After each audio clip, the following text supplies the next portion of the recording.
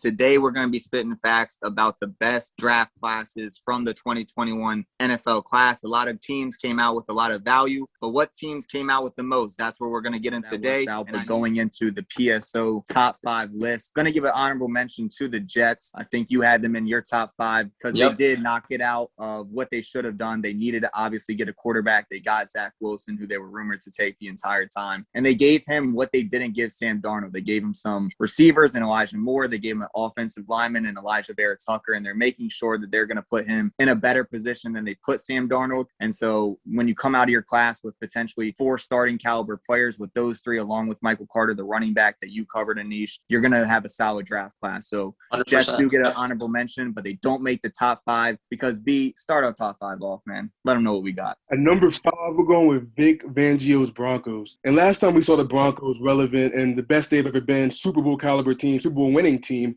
they had 2 elite cornerbacks in Aqib Talib and Chris Harris Jr.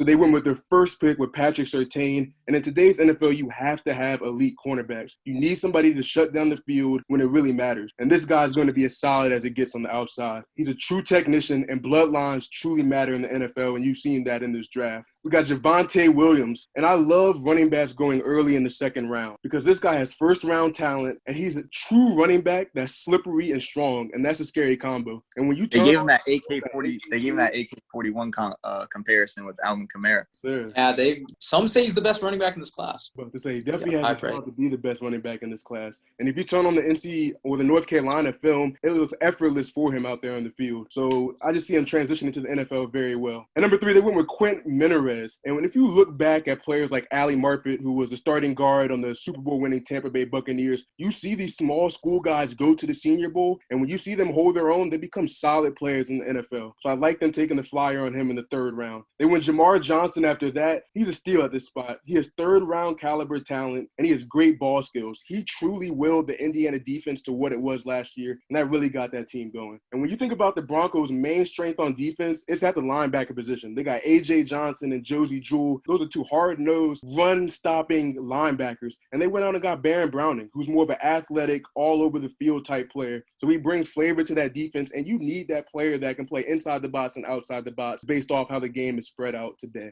That's our number 5 team, the Denver Broncos. I'm going to go right into number 4, and we're going to the Chicago Bears. Anish talked about it a little bit. The Bears got what they deserved at quarterback. But there's something that people aren't seeing with this pick. Chicago is a tough place to play. You need somebody that can run the ball when it gets down to it and the environment is really tough. And they finally got that with somebody like Justin Fields. And one of his biggest minuses through the draft process was being able to process defenses and make the right decisions. But they got drafted by Matt Nagy. And Matt Nagy is a smoke and mirrors type offensive coordinator. And what I mean by smoke and mirrors, I mean runs a lot of motions, RPOs. And if you look at one of the most fascinating stats from this draft, Justin Fields had the least amount of RPOs of the first top 5 quarterbacks. So now he'll just get some time to get some easy throws, get things going, and be able to use his legs. He instantly fits the worst quarterback situation in the league. Tevin Jenkins is round 1 talent. He covers a massive need at offensive tackle. So that's a great pick. We talked about his size, his strength. He's really a round 1 talent caliber player. And this is one of the best 6th-round draft picks I've ever seen in my life. They had 3 6th-round picks, and they used it on Khalil Herbert out of Virginia Tech. He's a big play running back. They used it on Daz Newsome, who went to UNC, another big play receiver.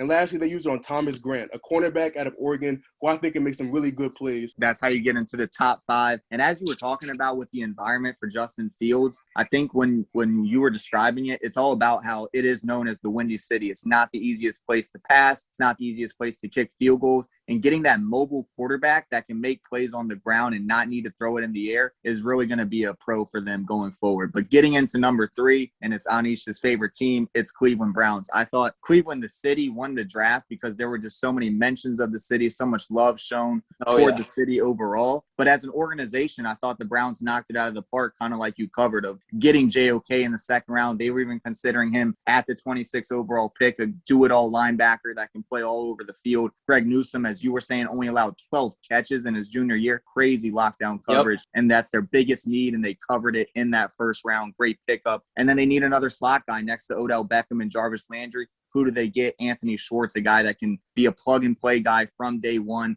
along with the defensive lineman that you talked about and Tommy Togai. And then I'm also going to show some love to Richard LeCount, star safety at Georgia. coming in as a 5-star prospect. I wanted to let you talk about it. Yep, there you go. Georgia the guy's a playmaker, and he's a hard hitter. He might have a small frame for NFL safety, but he doesn't play like it at all. And I think sooner or later he's going to be an impactful player on the defensive side of the ball. And until then, he's going to be a great special teams guy that can really cover a lot of ground. And then, B, how about you give us number 2? Number 2 is the Los Angeles Chargers. LA. I want to give the Chargers because they made a great move by getting Brandon Staley, who is the next 30-something-year-old prodigy, to come into the head coach rank and just take over the league for the next 30 years. Defensive genius, that guy. Defensive genius. I've had the pleasure of working with Brandon Staley or playing for Brandon Staley for a year, and he's the smartest coach. Oh, wow. He's really a bright guy. That's high praise. Right into the picks, we got Slater going. He fell all the way to 13. This is massive for Justin Herbert's thin frame. He's a thin-ass guy, so you can't have him just getting hit and clobbered all over the field. You need a true book in that tackle, and Slater can play tackle and he can play guard. So they've had a lot of offensive line struggles. I can't remember when the offensive line has ever been good. So first round with the 13th pick, you get somebody that can play tackle, guard. He might even be able to play some center. So he's a hell of a pick, strongest player in the draft. There might not be a single group in the NFL that improved more than the Chargers O-line this offseason, and getting Slater,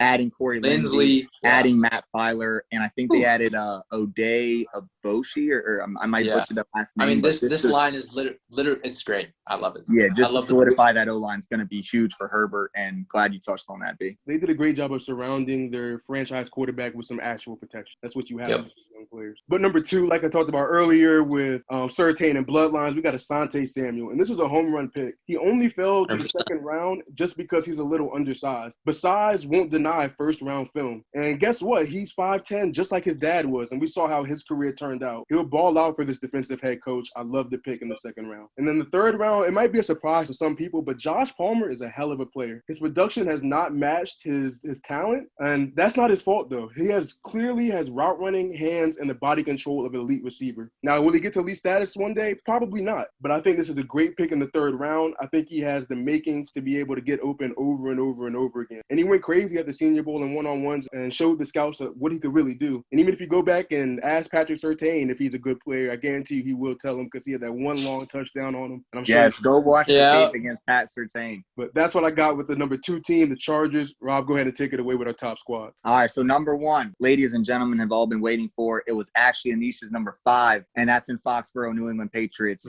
I cannot be high enough on that number 1 pick of getting Mac Jones, just falling into their lap. Kind of talked about it on the Cold Hard Truth podcast with Aaron Rodgers falling into Green Bay's lap, obviously a decade and a half ago, and just seeing like Mac Jones had all this conversation about going number 3, being that Mac Jones replica for Kyle Shanahan, who obviously got the MVP season out of Matt Ryan. They went with Trey Lance, who has a higher ceiling, and it might work out for them down the road. But for the Patriots, like you said, Mac Jones is kind of a poor man's Tom Brady. There's not really anything Tom Brady does on the football field from an athletic standpoint, from a throwing power, accuracy standpoint, that Mac Jones hasn't been proven that he can do on the field. Does he have the intangibles of Tom Brady? That's what we'll find out. But the fact that he's Nick Saban's most accomplished, most productive quarterback in his history, and the relationship that Saban and Belichick have just makes it very interesting. And the fact that he's going to be Belichick's greatest quarterback successor, and it is Saban's greatest quarterback. So we'll see how that plays out. But I think this could very well be known as the draft that Mac Jones went to the Patriots. But then they added on to it by getting Christian Barmore, the defensive lineman out of Alabama, who, like you said, was the number 1 defensive tackle in the class. And then Ronnie Perkins, an edge rusher that has first-round talent, that has a very high ceiling, can be a real playmaker for them on the defensive end. So they might have fewer projected starters in this class than some of the other teams they went over. But when you get a franchise quarterback and don't have to give up any capital, it's not like the 49ers who had to give up all these other picks. It's not like these other teams that had to lose a ton of games last year to get that guy. The Patriots were able to get him in the middle of the first round,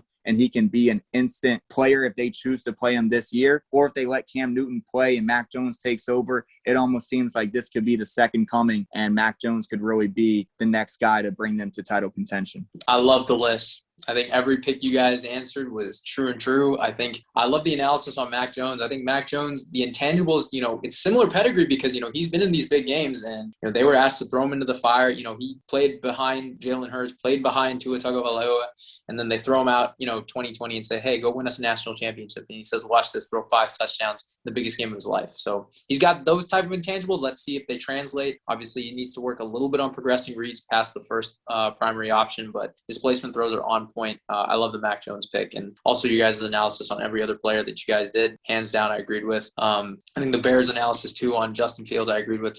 Needs a guy that can, when the game slows down, can he perform at that level? And when it gets windy or when it gets in these colder conditions, he's used to it at Ohio State, at least in the games that he was played. So I think that's a great transition for a guy who's going to be playing in a quarterback-hungry city. Yeah, and that's a great point about Mac Jones, of just the fact that all this talk about what he can't do athletically, his DUIs earlier on in his life, as those are his intangibles. But look what he did in the big moments. Look what he did in the biggest games of the year against the Georgias, against the Floridas, against the SEC championships and the national championships. Those were his best games. He literally had his best games, and everyone's like, oh, look at his supporting cast. Waddle was out most of the year. It was really just Devontae Smith, who obviously was a Heisman and terrific player. But would he have been the Heisman with a different quarterback? I don't know. They're both on the record of saying Mac Jones was better than Tua Tagovailoa. So it clearly means that he has the talent to be a great player and has shown that he can step up in those big moments. And that's what really fueled the Patriots dynasty all those years. It wasn't like they were blowing teams out. Like almost all their Super Bowl wins were 3-point wins because their quarterback stepped up when it mattered most. And that's what they're doing for Mac Jones. I love that one phrase, stepped up when it mattered most. That's the one you look for when you evaluate quarterbacks. So couldn't agree more. Absolutely, man. We'll really appreciate having you on. Go check out Cold Hard Truth. It's going to be in the bio. It's going to be in the description. And you might even see us give our takes on their show, because all they do is spit facts. And that's all we do here. So lock it in. That's our take for the day. And you can find all pro sports takes on prosportsoutlook.com, or even better, if you're already subscribed to Pro Sports Outlook's YouTube channel. And that wraps up this episode of Pro Sports Takes. And remember, we encourage everyone to go ahead and leave comments about the player or even the team you want us to discuss. Tweet us at PSO_sports, or simply use the hashtag ProSportsTakes. And we'll continue to monitor what's hot so we can give it a spot on our future show. So we'll see you next time. Until next time.